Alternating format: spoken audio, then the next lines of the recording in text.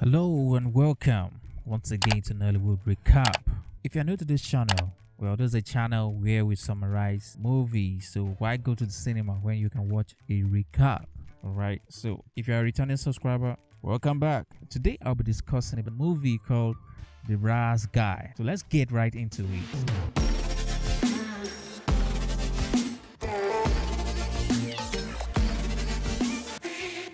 The movie is about a hard-working top business executive who prides himself on how strong his grammar is, and he is very particular about speaking English correctly. Going to teachers who claim the condition turned out to be different than what they had been promised. Different from, not different than. In fact, it doesn't take it lightly when people speak pidgin English, or if anybody speaks an incorrect English. No speaking of pidgin English.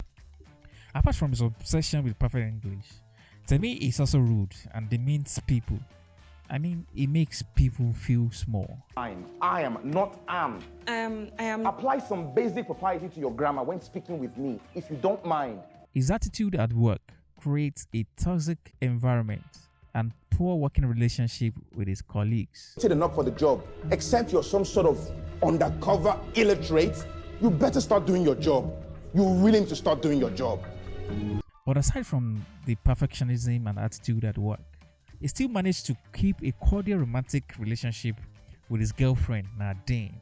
Sugar Sugar Temi's boss chose him to broker an important merger between their firm and a foreign investor, instead of him to work with his colleague on the project as a team.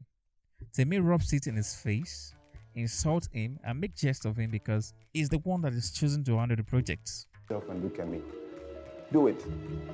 Who do you really think the Americans will feel more comfortable around? You or me? Get it? In preparation for the task given to him, Temi decides to work late.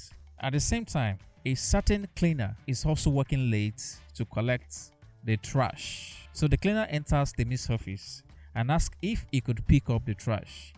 The cleaner engaged Temi in a quick conversation, asking why Temi treats people the way he does. Temi harshly responds to the cleaner. The way you think while picking up trash, and I will keep thinking the way I think while making more important decisions. So the cleaner laid a curse on him. He slept off immediately, and when he wakes up the following morning, he found out that he has lost his command of the English language. Aisha, why doesn't you wake me up now? At first, he wasn't aware until he started making wrong pronunciations at a meeting. What? What did I just say? The Marakporo. Like his brain is saying one thing and his mouth is saying another thing altogether. It is so bad that he can't even make a good statement in English anymore. The radio for intermediary. And his behavior pattern is erratic. He has become so razz. I'm razz.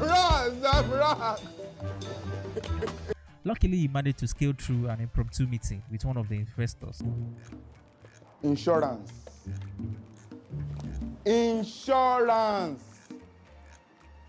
Cover. He went to the clinic for a checkup to find out what is wrong with him, but he couldn't get any good answer. The best the doctor could come up with is a possible psychological problem. Even the doctor himself is completely confused about this whole thing. Left hemisphere of the hominid brain. It's all that pressure that has accumulated there that has resulted in this verbal and behavioral brouhaha. Understandably, he got desperate to find a solution to this problem. His sister took him to a so-called pastor. This pastor tried his best, but there is no solution. Please, what does we do about it? Huh? What does we do about it? What does? So his brother Dari took him to a spiritualist who gave him some potion to drink, but still this could not solve his problem. In the next scene, he sighted the old cleaner that laid the curse on him, and they trailed him, but they could not find him. Temi is not the only person looking for the mysterious man. A street dog, popularly known as Agbiru, is also looking for the man. You say, dear lass, a man walked into the store, why not more than a moment ago? We are made to know that the street dog is also under the same curse, but in his own case, he has been cursed to speak perfect English, so it's like a reverse curse. I come from a long line of Agberos, and that has been a proud part of the history of Lagos for centuries. I mean, who takes an Agbero that speak oral English serious on the street of Lagos? Nobody.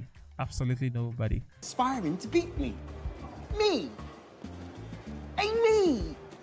Like dude, me! His own problem started when he refused to help his brother to get education. Even though he can afford to send his brother to school, he wanted his brother to be a tout like him. So, after he met the old man, he slept and he woke up the next day with the ability to speak good English. What we can take from this particular scene is that both of them have been unkind and harsh to people around them. The next time Temi and the Thug met, the Thug has returned to his normal way of speaking. What happened is that after the first conversation they had, the Thug felt sorry for being hard on his brother and he had decided to help his brother through school. With his change of heart, he slept and woke up back to his normal self. And so Temi realized that he too have to start making some changes in the way he treats people around him, especially at his place of work.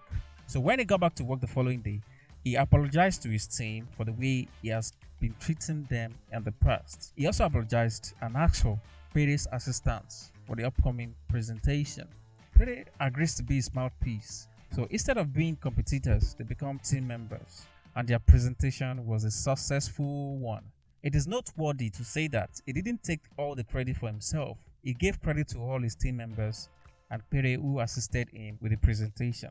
After the presentation, just as he was speaking with his boss, he recovered back to his normal old self and regained his command of English language. The movie ends on a happy note for everyone. A lesson we can all take away from the movie is that wherever we are or where we may find ourselves, we should always treat people well and nicely. So there you have it, guys.